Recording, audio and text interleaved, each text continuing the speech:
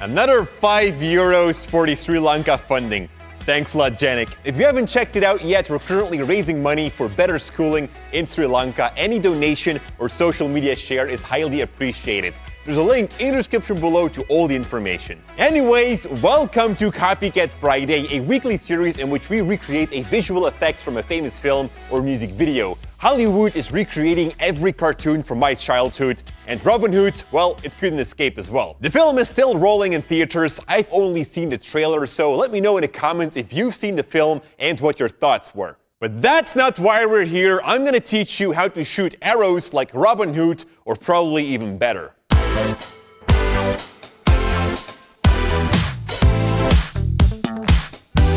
We just created a street light with combining a green filter and an orange filter. We did this to create this ugly orange light because every street light is an ugly orange light. I was building the set, as you can see, but I forgot the most important thing. The street lights. Yay! Break it all up.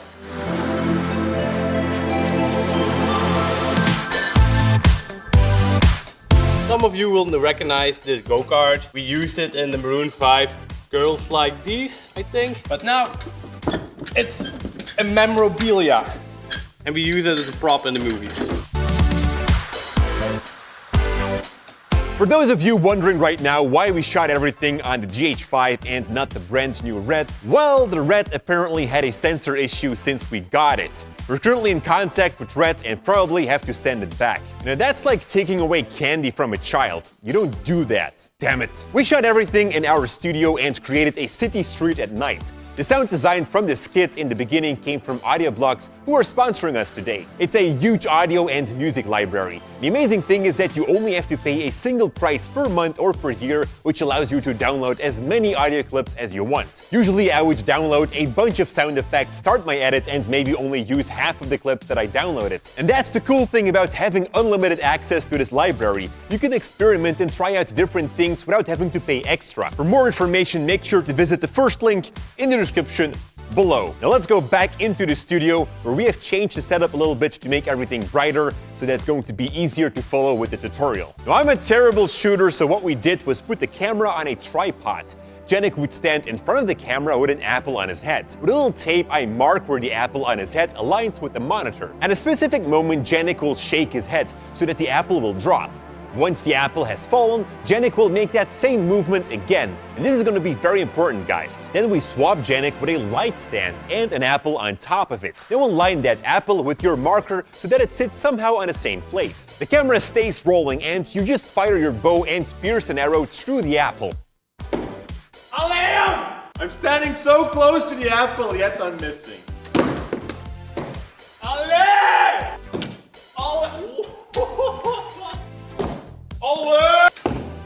Jordy destroyed the apple. So we need a new one.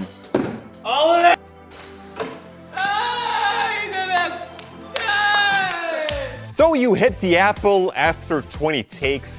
Everyone can share now and you can stop the recording. And of course, guys, you can also throw a knife if you don't have a bow, just as long as you keep it safe. If you are a minor, make sure that one of your parents is helping out. Hey, Janik!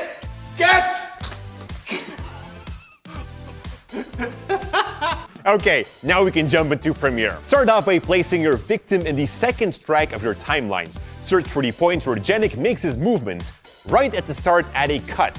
Then scrub further in time where he makes that same movement again, but this time without the apple on his head.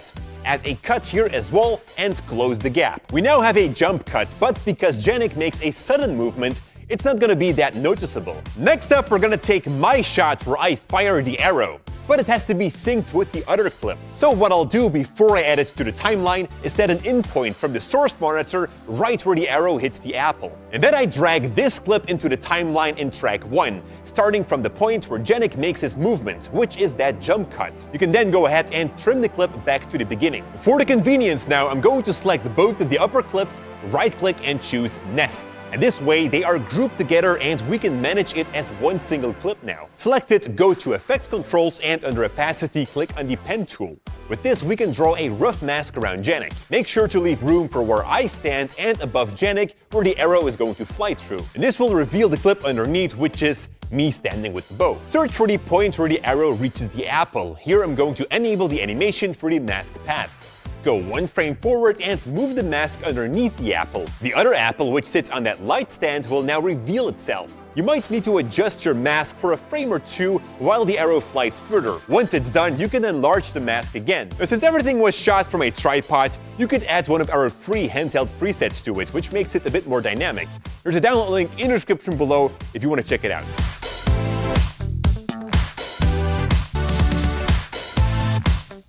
The arrow shot from the intro went exactly the same, only here we had some trouble to get the arrow stuck in the wall, so eventually we just stuck it in there and gave it a bump to make the arrow wiggle. With a simple jump cut, it worked out perfect. And that's how to win the next America's Got Talent. Thank you so much for watching. Don't forget to check out our fundraising. Thank you, Storyblocks, for the support. And like always, stay creative.